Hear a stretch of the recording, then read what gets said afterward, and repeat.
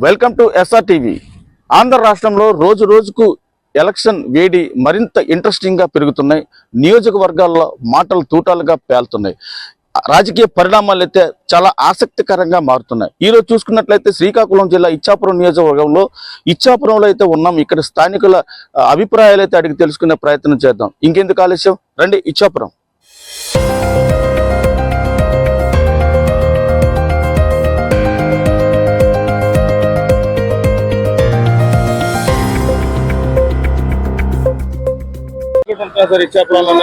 Birth ఇక్కడే sir, 50 years అయింది. ఎలా ఉంది ఇక్కడ రాజకీయ పరిణామాలు? మాకైతే పెద్దగా తెలియదు సార్. ఏది వస్తే బాగుంటది అనుకుంటున్నారు? అవి కూడా మేము చెప్పలేము సార్. వ్యాపారస్తులు ఎవరు కూడా ఏది చెప్పరు సార్. వాస్తవం ఏంటంటే వ్యాపారస్తులు ఎవరికి వచ్చినా సంతోషమే, కానీ ఈరోజు రావాలి వాళ్ళు రావాలని ఎవరికి కోరుకోము. గతంలో 2 సార్లు టీడీపీ ఇక్కడ వచ్చింది కదా, నెక్స్ట్ టైం అదే వస్తుందా, మారుతుందా? అది మనం ఎలా చెప్పగలం సార్? ఎవరు ఓట్లు ఎలా వేస్తారనేది తెలియదు కదా మనకి. ప్రజలు మొగ్గు చూపుతున్నారు. అది మనం నాడి చెప్పలేము సార్. ఏ రోజు ఈవేళ నాయుడు రేపు ఉండదు, రేపు నాడు ఎల్లుండి ఉండదు. ఏదైనా ఎలక్షన్ ముందు రోజు ఏమైనా నాడు మారిపోతే ప్రపంచం అంతా మారిపోయినట్టు మారిపోతుంది. చూసుకున్నట్లు రాష్ట్రంలో ముఖ్యమంత్రి ఎవరు వస్తే బాగుంటది అనుకుంటున్నారు?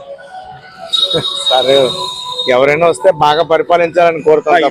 మీ స్థానిక సమస్య వదిలేండి, రాష్ట్రంకి వచ్చేసరికి ముఖ్యమంత్రి ఎవరైతే బాగుంటుంది? ఎవరైనా ఏం చేయలేరు సార్. అంతా మనకి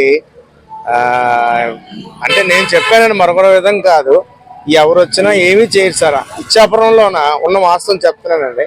ప్రతి ఒక్క పొలిటికల్ పార్టీ నాయకులు కానీ ఎవరు కానీ కూడా ఇచ్చాపురంకి వచ్చి ఫస్ట్ ఓటు వేసుకొని ఇక్కడ నుంచి, అంటే ఇక్కడ స్థానికులు అంటే ఇక్కడికి వచ్చి ఇక్కడే ఫస్ట్ స్టార్టింగ్ చేసుకుని వెళ్తారు ఈశాన్య మూలని. కానీ ఇక్కడికి ఎవరు ఏమీ చేయరు సార్. ఇచ్చాపురానికి ఎవరు ఏమీ చేయరు సార్. ఏ పార్టీ అయినా అప్ టు రాజశేఖర్ రెడ్డి గారు కానీ, ఎన్టీ రామారావు గారు కానీ, లేకపోతే ఇంకొకరు కానీ ఎవరు ఏమి చేశారని ఏం లేదు సార్. 50 సంవత్సరాలు బట్టి ఇచ్చాపురం ఎలాగుందో ఇప్పుడు అలాగే ఉంది సార్. ఏం మార్పు లేదు సార్, చేర్పు లేదు. కానీ ఈశాన్య మూలాన్ని మాత్రం ప్రతి ఒక్క పార్టీ వాళ్ళు వచ్చి ప్రథమ స్థానం ఇక్కడిచ్చి ఇక్కడ నుంచి వెళ్తారు సార్. అంతే తప్ప మరి ఇంకేం ఇచ్చాపురంకి ఏం చేసేది ఏం లేదు సార్. మీ పేరండి? నా పేరు బుజ్జి అండి. మాది ఇచ్చాపురంలో ఏఎస్పేట విలేజ్ అండి మాది. ఇక్కడ పరిస్థితులు ఎలాగున్నాయండి? ఎవరు గెలిస్తే బాగుంటది, ఎవరు గెలిస్తే అభివృద్ధి చేస్తారని అనుకుంటున్నారు? 2 వీక్ ఉన్నాయి. వస్తానికి ఏది గెలుస్తుందో మాకు తెలియదు ఇంతవరకు. అంటే ఎవరికి ఎక్కువగా మక్కువ అనేది ఒకటి ఉంటది కదా, ఎవరు వస్తే బాగా చేస్తారు అనేది ఒక నమ్మకం ఉంటది కదా. ఎవరు వచ్చినా ఇచ్చాపురం ఎప్పుడు బాగుపడదు, ఎప్పటికి ఇలాగే ఉన్నది. ముఖ్యమంత్రి మారితే బాగుంటుందా? అప్పుడు చంద్రబాబు నాయుడు అదే పరిస్థితి, ఈ జగన్ ఉంటాడు అదే పరిస్థితి. ఇచ్చాపురం ఎప్పుడు మారి ఉన్నది. ఇప్పుడు నీరు సమస్య అది మాది 3వ వార్డులో అయితే నీరు పాస్ అవడానికి మన నాలాల ఇవి వాటర్ సప్లై అవ్వడానికి కూడా అవకాశం లేదు. రోడ్ సైడ్ మొత్తం మట్టి కప్పలు అడిపోయినారు. టీడీపీ ప్రభుత్వం వస్తే మీకు సమస్యలను పరిష్కరిస్తారా అనుకుంటున్నారా? లేదు, నా నీటి 25 సంవత్సరాలు బట్టి చూస్తాను, ఏది లేదు. ఇచ్చాపురం అలాగే ఉంది. ఏ గవర్నమెంట్ వచ్చినా ఇచ్చాపురం బాగుపడదు. ఇప్పుడు రేపు పొద్దున జరగబోయే ఎన్నికల్లో వైసీపీ గవర్నమెంట్ వస్తే అభివృద్ధి చెందుతుంది. ఇప్పుడు ఉంది కదా వైసీపీ, వస్తే మళ్ళీ ఇంకేది వస్తుంది. ఇప్పుడు ఆల్రెడీ ఉందా? చేశారా? ఏమి చేయలేరు. తెలుగుదేశం ఉన్న చేశారా?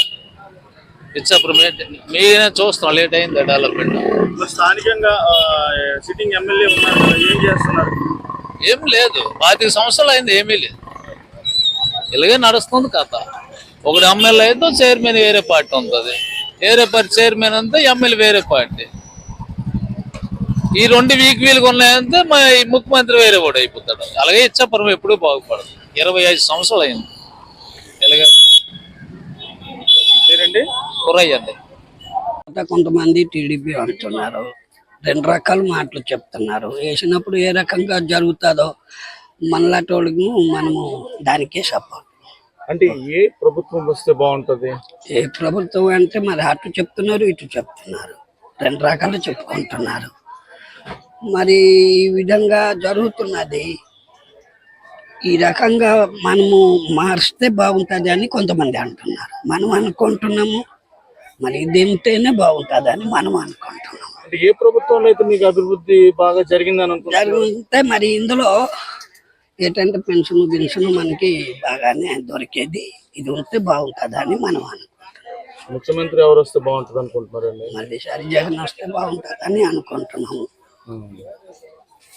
మీ పేరండి? నీలంబరం.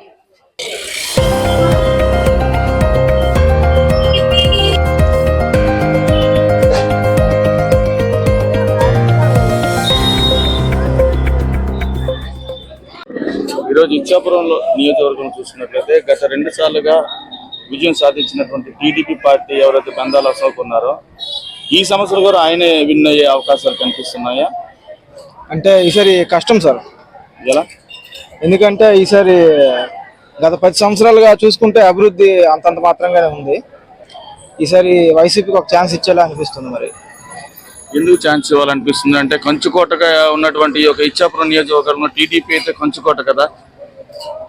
అంటే కంచుకోటే కానీ సార్ ఒక ఛాన్స్ ఇస్తే బాగుంటుందని అనిపిస్తుంది. ఈసారి బదులవుతుంది సార్.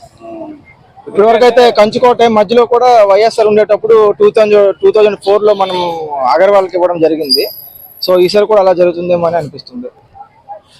మీరు చెప్పండి సార్, అంటే ఇక్కడ గత 2 సార్లుగా ఇక్కడ విన్ అయినటువంటి టీడీపీ అభ్యర్థి ఎవరైతే బెందాలం అశోక్ ఉన్నారో దానిపైన ఈరోజు మనకి వైసీపీ తరఫున పోటీ చేస్తున్నటువంటి మేడం గారు అవుతున్నారు విజయం సాధిస్తారు అనుకుంటున్నారా? సాయిరాజ్ సాధిస్తారు అనుకుంటున్నారా? తప్పకుండా ఈసారి విజయం సాధిస్తారండి. మనకి పేరుకే మన బందాల అశోక్ గారు సిట్టింగ్ ఎమ్మెల్యేగా నిలదొక్కున్నారు, కానీ ఈసారి ఈ సెషన్ మాత్రం కంపల్సరీ విజయం సాధిస్తారు. మనకి జగన్ చేసిన ఇచ్చిన పథకాలు నీటి మన ఉద్దానం కిడ్నీ బాధితులకి కట్టిన ఒక హాస్పిటల్ కానీ నీరు మా ఉద్దానం వాళ్ళకి నీరు సదుపాయం తాగునీరు సదుపాయం లేదండి. ఇన్ని కిలోమీటర్లు ఎన్నో వేల కోట్లు డబ్బులు పెట్టి అదనేది సదుపాయం కల్పించారు. అదొకటి మాకు బాగా కొన్ని సంవత్సరాలు పట్టిన బాధ అదొకటే. తాగడానికి మంచినీరు ప్రాబ్లం, అది అతను జగనన్న గారు ఈసారికి మనకు బాగా క్లియర్ చేసేసారు. కాబట్టి ఈసారికి ఎలాగైనా సరే మేము జగనన్న గెలిపించుకొని ఇక్కడ మా విజయంకి గెలిపించుకోవడానికి మేము సిద్ధంగా ఉన్నాం. చూశారుగా ఇచ్చాపురం నియోజకవర్గంలో ఉన్నటువంటి స్థానికులైతే వాళ్ళ యొక్క అభిప్రాయాలు తెలియపరిచారు. ఇంకొక ఎపిసోడ్ లో ఇంకొక నియోజకవర్గం సర్వే చేసి చూపిద్దాం. చూస్తూనే ఉండండి SR టీవీ.